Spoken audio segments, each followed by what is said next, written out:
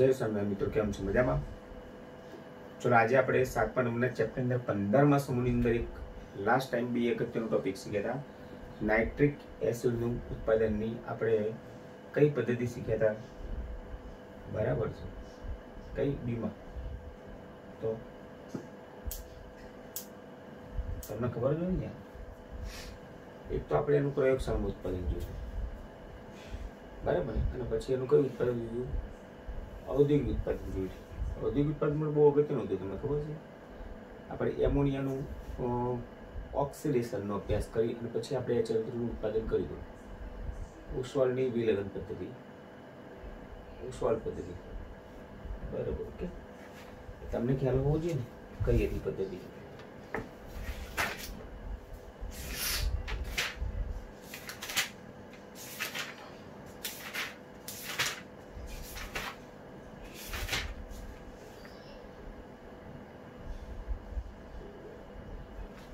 બરાબર ને, ઓસ્વાલ્ડ પદ્ધતિ હતી. ઓકે, ચલો હવે આજે ફોસ્ફરસના ઓક્સો એસિડનો આપણે અભ્યાસ કરીશું. ફોસ્ફરસના ઓક્સો એસિડ. ઓક્સો અંદર ઓક્સિજન હોય અને એસિડ એટલે અંદર H હોય, એટલે ઓક્સિજન અને હાઇડ્રોજન બંને હશે. તો જો મેં અહીંયા લખ્યા છે ફોસ્ફરસના ઓક્સો એસિડ, અગત્યનો ટોપિક છે તમારા માટે. એક છે H3PO2, બરાબર. એમાં ફોસ્ફરસ છે એની વેલેન્સી +1 છે. તમે સમજી શકો છો કે મારે ફોસ્ફરસ શોધ્યું હોય તો બાકીના તત્વોની ઓક્સિડેશન અવસ્થા આપણને ખબર હોવી જોઈએ. તો એ સંદર્ભમાં તમે જો કે ઓક્સિજન છે એની -2 છે, એટલે -4 થાય, અને હાઇડ્રોજનની +3 થાય ટોટલ. અને મતલબ ઓક્સિજન ટોટલ 4, 2 દૂ 4, રાઈટ. અને હાઇડ્રોજનની 3, અને 4 ને 1 નો તફાવત 1. ઓકે, અને કેટલાક તો પાછા ના આવડે તો ક્યાં વાંધો. ચલો આ 3 કૌંસમાં હાઇડ્રોજનની ઓક્સિડેશન અવસ્થા વત્તા P ની આપણે શોધવાની, એટલે X ઓક્સિજન 2 છે એટલે 2 ની ઓક્સિજનની ઓક્સિડેશન અવસ્થા બરાબર કુલ સંયોજનની 0. કારણ કે આખું સંયોજન તો વિદ્યમાનની દ્રષ્ટિએ કેવું હોય છે? તટસ્થ હોય છે. ઓકે, તો 3 H ની કેટલી? તો કે +1. ચલો આ વત્તા X P ની શોધવાની છે. ઓક્સિજન કેટલી? તો કે -2 ઇઝ ઇક્વલ ટુ 0. તો 3 વત્તા X -4 બરાબર 0, રાઈટ. એટલે X -1 બરાબર 0, કારણ કે 3 -4 એટલે -1 આવે. સો X બરાબર +1, એટલે ફોસ્ફરસની તમને અહીંયા +1 વેલેન્સી જોવા મળી. કઈ જોવા મળી? +1 વેલેન્સી તમને જોવા મળી ફોસ્ફરસની.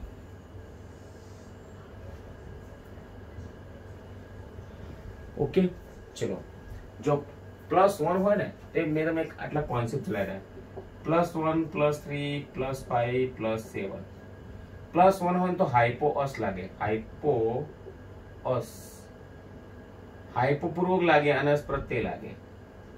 +3 હોય તો અસ લાગે, +5 હોય તો ઇક લાગે, અને +7 હોય તો પર ઇક લાગે. આ પ્રકારના કોન્સેપ્ટ મેં તમને ચલાવ્યા ઓક્સો એસિડ માટે.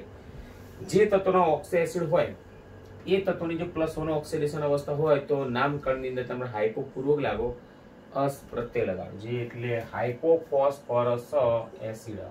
એને આપણે ફોસ્ફેનિક એસિડ પણ કહેવાય.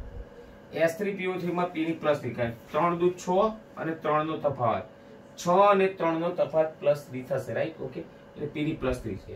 +3 હોય તો અસ લાગેલો, ઓર્થોફોસ્ફરસ એસિડ કહેવાય. એને ફોસ્ફોનિક એસિડ પણ કહેવાય છે. અને એ P ની +5 છે તો એક લાગશે, એટલે ફોસ્ફોરિક એસિડ, ઇક ફોસ્ફોરિક, ઓર્થોફોસ્ફોરિક એસિડ કહેવાશે. પછી આ બે ફોસ્ફોરિક એસિડ હોય એને જોઈન કરો તો પાયરોફોસ્ફોરિક એસિડ બનશે. પાયરો અથવા તો ડાયફોસ્ફોરિક એસિડ પણ આપણે એને કહીશું. ડાયફોસ્ફોરિક એસિડ પણ કહી શકાય, રાઈટ. ડાયફોસ્ફોરિક એસિડ પણ તમે કહી શકો છો. ઓકે, પછી HPO3 થ્વાઇસ. આ રચના ચક્રીય છે એટલે સાયક્લો શબ્દ લગાડ્યો છે. 3 છે એટલે ટ્રાય, એટલે સાયક્લો ટ્રાય મેટાફોસ્ફોરિક એસિડ. મેટા સ્થાને ફોસ્ફરસ છે એટલા માટે મેટા શબ્દ વાપર્યો છે. સાયક્લો 3 એટલા માટે, ટ્રાય એટલા માટે 3 છે. સાયક્લો એટલા માટે ચક્રીય રચના જોવા મળશે. ટ્રાય એટલા માટે 3 છે. મેટા એટલા માટે મેટા સ્થાને છે બેન્ઝીન વલયમાં, એવું તમને દેખાશે એમ. એટલે સાયક્લોટ્રાઇમેટાફોસ્ફરિક એસિડ, અને જો આની જગ્યાએ n કરી નાખો તો પોલીમેટાફોસ્ફરિક એસિડ થઈ જશે. તો આ બધા છે ને એ ફોસ્ફરસના ઓક્સો એસિડ છે. ઓકે, ચલો હવે એના બંધારણ સાથે આપણે અભ્યાસ કરીએ. ચલો, ફોસ્ફરસ એક છે, એમાં ટોટલ 2 ઓક્સિજન છે. કેટલા ઓક્સિજન છે? 2. એમાં હંમેશા એક ઓક્સિજન ડબલ બોન્ડ થી જોડાય અને એક સિંગલ બોન્ડ થી જોડાય. ફોસ્ફરસ ની જે વેલેન્સી છે ને 5 છે. કેટલી? 5.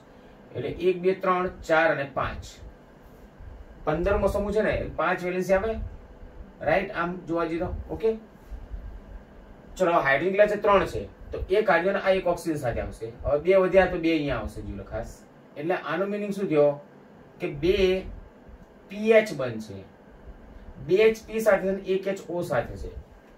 જો આ H3P અને O2 એક ઓક્સિજન દ્વિબંધી, જે ઓક્સિજન દ્વિબંધથી જોડાયેલો છે ને એ ઓક્સિજન સાથે ક્યારે H નહીં આવે, કારણ કે 2 વેલેન્સી છે. 2 વેલેન્સી તમારે પૂરી થઈ ગઈ છે ફોસ્ફરસ વડે. અહીંયા ઓક્સિજન આ એક વેલેન્સી અને બીજી વેલેન્સી. એટલે અહીંયા જો તમે આયનીકરણ કરો તો અહીંથી એક H+ છૂટો પડે, એટલે આને મોનોબેઝિક એસિડ કહેવાય. શું કહેવાય? મોનોબેઝિક એસિડ કહેવાય. જેટલા H+ છૂટા પડે એટલી બેઝિકતા હોય એટલે મોનોબેઝિક એસિડ કહેવાય. મતલબ એની બેઝિકતા છે ને, બેઝિકતા 1 કહેવાય. ઓકે, ચલો અહીંયા S3PO3. ચલો, P સાથે એક ઓક્સિજન ડબલ બોન્ડ થી. હવે એક તો દ્વિબંધી જોડાશે જ, પણ 3 છે. 3 માંથી એક બતાવ્યો એટલે 2 તમારા અર્ધે બતાવવા પડશે. હવે H કેટલા? 3 છે. તો જે ઓક્સિજન સિંગલ બોન્ડ થી જોડાયેલો છે એની સાથે H આવશે. હજી એક ખૂટે છે તો એક H અહીંયા આવશે. તો અહીંયા 2 H+ છૂટા પડશે. P સાથે જે H જોડાયેલો છે ને એ છૂટો નહીં પડે. રીઝન શું છે કે આ જે છે ને એ અધ્રુવી બંધ છે, એટલે H પર વીજભાર ન આવે. પણ એ O અને H, એમાં O ની વિદ્યુત ઋણતા વધારે છે, તમે જાણો છો, આપણે બતાવીએ તો આ ચલો. તો O ની વિદ્યુત ઋણતા વધુ તો ઉપર આંશિક ઋણ H પર આંશિક ધન આવે. એટલે OH નો H ખરીને એ આંશિક ધન પારિત છે, એટલે એ H+ તરીકે હોય છે, એટલે છૂટો પડી શકે છે, રાઈટ? તો અહીંયા 2 H+ છૂટા પડશે. કેટલા? 2 H+ છૂટા પડશે. એટલે બેઝિકતા 2 કહેવાય. બેઝિકતા કેટલી કહેવાય? 2 કહેવાય. એ પ્રમાણે તો બોલજો S3PO3, S3PO4 આવશે. હવે તો ઓર્થોફોસ્ફોરિક એસિડ એટલે ફોસ્ફોરિક એસિડ. તો એક ઓક્સિજન ડબલ બોન્ડ થી અને બાકીના 3 સિંગલ બોન્ડ થી આવશે. અને 3H છે એટલે 3H સિંગલ બોન્ડ થી જે O જોડેલા છે એની સાથે H આવશે. એટલે 1 2 3 H+ છૂટા પડશે. એટલે આમાં 3 H+ છૂટા પડે એટલે ટ્રાયબેઝિક એસિડ છે. એટલે એની બેઝિકતા 3 છે. બેઝિકતા કેટલી છે? 3 છે. એટલે આ મોનોબેઝિક, આ ડાયબેઝિક અને આ ટ્રાયબેઝિક છે, રાઈટ? ચલો, પાયરોફોસ્ફોરિક એસિડ, એમાં 2 H3O+ જોડાયેલા છે. હવે હું તમને બતાવી દઉં. ચલો, આ P ડબલ બોન્ડ O, પછી OH અને OH, રાઈટ? જો હું જે બતાવું બંધારણ તમને થોડી મજા આવશે. વત્તા બીજો P double bond O, OH અને આ OH. તો એમાંથી છે ને આ એક H2O નીકળી જશે. આ નીકળી જાય તો O વચ્ચે સૈયારામાં આવી ગયું. ખાસ એટલે 2 ફોસ્ફરિક એસિડ જોડાયેલા છે. કેટલા? 2 ફોસ્ફરિક એસિડ જોડાયેલા છે. એટલે ડાયફોસ્ફરિક એસિડ અથવા તો આપણે પાયરોફોસ્ફરિક એસિડ પણ કહેવાય છે. એટલે એ સ્ટ્રક્ચર હું તમને આ બતાવું. ચલો, જો આ P ડબલ બોન્ડ O, આ બીજો P ડબલ બોન્ડ O, બંને સાથે એક O સૈયારામાં અને બાકીના 2 OH આવશે. OH અને OH, OH અને OH. એટલે 1 2 3 4 OH થયા ને. કેટલા OH થયા? 4 H એટલે 4 OH થાય. એને ટેટ્રાબેઝિક કહેવાય, રાઈટ? અને બેઝિક તો 4 એટલે ટેટ્રાબેઝિક એસિડ કહેવાય. હવે HPO3 થ્વાઇસ ચક્રીય રચના છે. તો જો હું તો PO PO PO, દરેક P સાથે ડબલ બોન્ડ O અને એક OH, ડબલ બોન્ડ O અને એક OH, ડબલ બોન્ડ O અને એક OH. જો IH અને PO3 તમે જો, તમને ખ્યાલ આવી જશે. હું આ રીતે ભાગ પાડું તો ખ્યાલ આવી જશે. એટલે HPO3 ચક્રી એટલે સાયક્લો, 3 છે એટલે ટ્રાય, અને મેટા જો પી બી એક છોડીને મેટા સ્થાન કહેવાય કે ના કહેવાય, એટલે સાયક્લો ટ્રાય મેટા ફોસ્ફરિક એસિડ કહેવાશે એને. અને પોલીમાં તો કેવું છે, ચક્રીય નથી, જો તમને બતાવી દઉં, બરાબર છે. તો એ તો તમારે શું છે કે અર્ધ સળંગ બતાવી જ જવાનું. P double bond O, P double bond O, P double bond O, બંને સાથે ઓ સહિયારામાં જોજો બતાવું, અહીં સાથે OH આવશે, આ OH આવશે, આ OH આવશે. તમે જોઈએ આ જે ખરી HPO3, તો આને N કર નાખો આ રીતે, ચાલે ને બેટા? તો પોલી મેટાફોસ્ફરિક એસિડ છે. તો સૌથી અગત્યનો કોન્સેપ્ટ છે, એક્ઝામની અંદર તમારે પૂછાય, ફોસ્ફરસના ઓક્સો એસિડ, 3 ઓક્સો એસિડ જણાવો, તેમના બંધારણ દોરો. 3 માર્ક્સનો પ્રશ્ન બોર્ડની એક્ઝામમાં પૂછાઈ ગયેલો છે, એટલે ગમે તે 3 તમે બતાવી શકો છો. ઓકે, નજર નાખવી પડે જરા.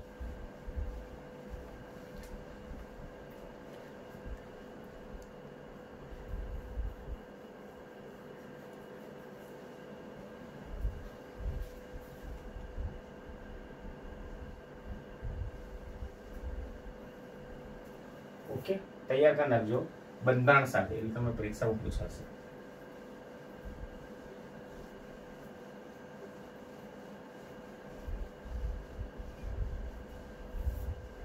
હવે આ તો એક જર્નલ છે, માનો કે પાયરોફોસ્ફરિક એસિડ છે, તો તમે બધા H4P2O7, બરાબર છે, એટલે એક પાંદડું દૂર થશે, જો P ડબલ બોન્ડ, બરાબર, અને 3 OH આ રીતે જો, આ બીજો P ડબલ બોન્ડ અને 3 OH આપણે આ રીતે બતાવીશું. ઓકે, વાંધો છે સમજવા માટે. હવે પાંદડે કણો દૂર થઈ ગયો, H2 નીકળી ગયો, એટલે બંને વચ્ચે એક ઓક્સિજન સહિયારામાં આવશે, તો પાયરોફોસ્ફરિક એસિડ છે. કયો છે બેટા? પાયરોફોસ્ફરિક એસિડ. હવે આ રીતે તમને પૂછાય પાય અને સિગ્મા બંધની સંખ્યા, પાય અને સિગ્મા બંધની સંખ્યા જણાવો. આવો પ્રશ્ન પરીક્ષામાં પૂછાય નીટની અંદર. તો જે ડબલ બોન્ડ છે, ડબલ બોન્ડ આ O સાથે H સિંગલ બોન્ડ થી જોડાયેલો છે, એ જરા યાદ રાખજો બેટા. ઓકે, O સાથે H સિંગલ જોડાય. આ ડબલ બોન્ડમાં એક સિગ્મા બંધ છે ને એક પાય બંધ છે, એટલે પાય બંધ તો કેટલા પાય બંધ થયા? 2 પાય બંધ. એટલે અહીંયા પાય બંધ કેટલા આવશે? પાય બંધની સંખ્યા 2, એટલે સાદી ભાષામાં 2 પાય ઇલેક્ટ્રોન થયા, કારણ કે એક બંધમાં 2 ઇલેક્ટ્રોન હોય ને, તો 2 પાય બંધ છે, તો પાય બંધની સંખ્યા 2, તો 4 પાય ઇલેક્ટ્રોન થાય ને, કેટલા? 4 પાય. બાકી બધા સિગ્મા, ચલો આ 1, આ 2, આ 3, આ 4, આ 5, 6, 7, 8, 9, 10, 11 અને 12, 12 સિગ્મા થયા. 12 એટલે થયા સિગ્મા જો, 1, 2, 3, 4, 5, 6, 7, 8, 9, 10, 11 અને 12, એટલે 12 સિગ્મા થયા. એટલે સિગ્મા બંધની સંખ્યા કેટલી? 12. 12 સિગ્મા બંધ થાય તો 12 દુ 24 સિગ્મા ઇલેક્ટ્રોન કહેવાય. Sigma electron, right? આવા હાલું ગુજકેટ હોય કે નીટ અને જીમાં તમારે આવા કોન્સેપ્ટ પૂછાય કે પાયરોફોસ્ફરિક એસિડની અંદર સિગ્મા અને પાય બંધની સંખ્યા, તો સિગ્મા અને પાય ઇલેક્ટ્રોનની સંખ્યા જણાવો. તો બંધારણ વગર તો હું થોડા આવડે તમને, એટલે બંધારણ પહેલા બતાવવું પડે. કેટલા ફોસ્ફરિક એસિડ જોડાય છે? 2.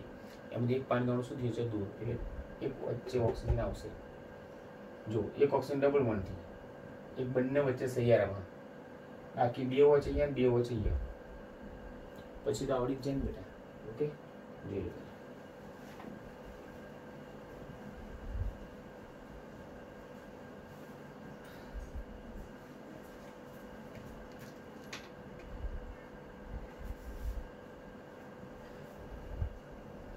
ચલો હવે પ્રશ્નો કેવા પૂછાય ને એ તમારા માટે બહુ પ્રોપર ગાઈડન્સ છે.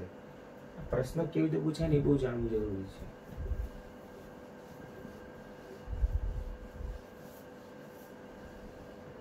ચલો હવે 16મો સમૂહ આપણે, જે ટોપિક મેં નથી તમને કીધા ને એ તમારે સમજી લેવાનું કે સિલેબસમાં નથી, બરાબર છે?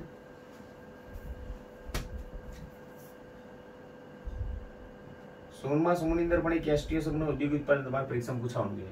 સમૂહ 16,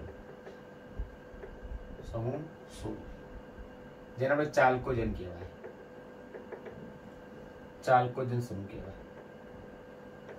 ઓ સસી ટીપો, ઓ સી ટીપો અને ઓક્સિજન નામ તો આવડે જ ને, કેમ ના આવડે? Oxygen, sulphur, selenium, tellurium, polonium. બરાબર છે. અને હજુ પણ એક હું તત્વ લખું છું, બરાબર, એ જરા ધ્યાન આપજો શું લખું છું. લિવર મોરિયમ એક છે, લિવર મોરિયમ પણ સમજ્યા આપણે આવ્યું નથી. ચલો ઇલેક્ટ્રોન કન્ફિગ્યુરેશન, પેલા પરમાણુ ક્રમાંક, આ સંજ્ઞા, નામ, પરમાણુ ક્રમાંક 8 8 ને 10. ઓ સસી ડીબો, ઓક્સિજન પરમાણુ કેટલો? 8. બરાબર ને? સલ્ફર નો કેટલો? 16. 18 ને 16. ઉમેરવાનો ક્રમ આપણે આ રીતનો હતો, ખબર ને? 8 18 18 32. 8 ને 8 16. 16 ને 18 34. 34 ને 18 52. 52 ને 32 84. એમ પછી આવે. ઓકે, ઇલેક્ટ્રોન કન્ફિગ્યુરેશન 8 પહેલા શું આવશે? હિલિયમ. હિલિયમ પછી કક્ષા કઈ? તો કે 2s અને 2p. 2 ને 2 4 ને 4 8. ઓકે, 16મો સમૂહ છે એટલા માટે બાહ્ય કક્ષામાં 6 ઇલેક્ટ્રોન છે. પછી નિયોન 3s2 3p4. પછી આર્ગોન 3d10 4s2 4p4. 18 ને 10 28 ને 2 30 ને 4 34. આર્ગોન પછી krypton 4d10 5s2 5p4. Right. પછી જીનોન 4f14 4f14. રાઈટ. પછી આમાં એક ક્વોન્ટમ વધારો 5d10 6s2 6p4. એટલે 16મા સમૂહની સામાન્ય electron 2s2 2p4 3s2 3p4 4s2 4p4 5s2 5p4 6s2 6p4. એટલે એની સામાન્ય ઇલેક્ટ્રોનતા તમે જાણો જ છો, ns2 np4. એટલે સંયોજકતા ઇલેક્ટ્રોન 6 થયા. બાહ્ય કક્ષામાં 6 ઇલેક્ટ્રોન ને, એટલે સંયોજકતા ઇલેક્ટ્રોન જે છે એકલા થયા 6 થયા. રાઈટ. તો ઇલેક્ટ્રોન રચના છે, જોઈ જરા વ્યવસ્થિત.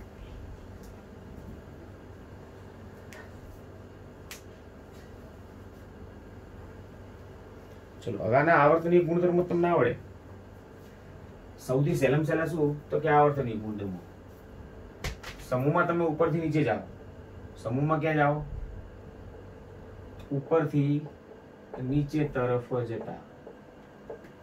ચલો પરમાણુ ક્રમાંક વધે. જો પરમાણુ ક્રમાંક જે છે, પરમાણુ ક્રમાંક વધે, પણ સાથે સાથે જો 2s 2p 3s 3p 2 3 4 5 6. એટલે બાહ્ય કક્ષાનો મુખ્ય ક્વોન્ટમ અંક ક્યાં વધે? મુખ્ય ક્વોન્ટમ અંક n વધે. n વધે એટલે કક્ષા વધે ને. કક્ષા વધે. કક્ષા વધે તો કેન્દ્ર અને ઇલેક્ટ્રોન અંતર વધે. અંતર વધે એટલે કદ વધે. પરમાણુ કદ વધે. પરમાણુ કદ વધે એટલે પરમાણુ ત્રિજ્યા પણ વધે જ ને. પરમાણુ ત્રિજ્યા વધે. રાઈટ. કક્ષા છે ને, બીજી ત્રીજી ચોથી પાંચમી કક્ષા દૂર જાય એટલે કદ વધે. એટલે અંતર વધ્યું, કદ વધ્યું તો ત્રિજ્યા વધી. હવે ઇલેક્ટ્રોન દૂર જાય કેન્દ્રથી, એટલે કોન્સેપ્ટ આ રીતનો સમજો કે મારો કે આ કક્ષા છે બધી. સમજો આ પહેલી, બીજી, ત્રીજી, ચોથી, પાંચમી, છઠ્ઠી. તો ઇલેક્ટ્રોન જો દૂર જાય, દૂર જાય ને. આ બીજી કક્ષા, ત્રીજી કક્ષા, ચોથી કક્ષા, પાંચમી, છઠ્ઠી, ઇલેક્ટ્રોન દૂર જાય. અને કેન્દ્ર ધન ભાર છે ને, ઇલેક્ટ્રોન ઋણ છે. ઇલેક્ટ્રોન દૂર જાય એટલે કેન્દ્ર ને ઇલેક્ટ્રોન આકર્ષણ ઘટે. કેન્દ્ર ઇલેક્ટ્રોન આકર્ષણ ઘટે. આકર્ષણ એટલે વિદ્યુતતા. માટે વિદ્યુત ઋણતા ઘટે. વિદ્યુત ઋણતા ઘટે એટલે વિદ્યુતતા ઘટે એટલે આયનિકની એન્થાલ્પી એ ઘટે અને ઇલેક્ટ્રોન પ્રાપ્તિ એન્થાલ્પી પણ શું થાય? ઘટે. રાઈટ? કારણ કે ઇલેક્ટ્રોન દૂર કરવા માટે ઉર્જા કેવી આપવી પડે? ઓછી આપવી પડે. એટલે ડેલ્ટા એચ ઘટે અને ડેલ્ટા ઇજે પણ ઘટે. ઇલેક્ટ્રોન દૂર જાય તો કેન્દ્રનું આકર્ષણ ઘટી જાય એટલે ઇલેક્ટ્રોન સરળતાથી દૂર થઈ શકે છે. એટલે ઉર્જા બહુ ના આપવી એટલે આયનિકની એન્થાલ્પી ઘટે અને ઇલેક્ટ્રોન પ્રાપ્તિ એન્થાલ્પી પણ શું થશે? ઘટશે. તો આ એના પિરિયોડિક પ્રોપર્ટી છે, આવર્તનીય ગુણધર્મો છે 16મા સમૂહના તત્વોના. રાઈટ? ઓકે. જો 15મો સમૂહ તેઓ 16મો સમૂહમાં હજુ 2 જ પ્રશ્નો તમારે પૂછાવાના છે અગત્યના. એટલે 2 પ્રશ્નો આપણે કાલે પરમ દિવસના લેક્ચરમાં આવશે. પણ જેટલું ચાલેલું શાંતિ તૈયાર કરો, કારણ કે દિવાળી પછી સ્કૂલ કરશે એટલે આપણે પછી એક્ઝામ લેટ લઈ ગયા છે. લેટ લઈ ગયા એટલે આપણને 8 મહિના મળશે. 8 મહિનામાં હજુ પણ આપણે ઘણું બધું સરસ મજાનું કામ કરી શકીએ છીએ. એટલે રિલેક્સ વગર જેટલા ચેપ્ટર ચાલ્યા છે એટલા હવે બીજું કશું કરશો નહીં, રિવિઝન કરી જાઓ. રાઈટ બેટા? પુનરાવર્તન કરી જાઓ. અરે એમસીક્યુ તૈયાર કરો. બરાબર છે? એટલે તમને કોઈ તકલીફ પડશે નહીં. ઓકે. જય સ્વામિનારાયણ.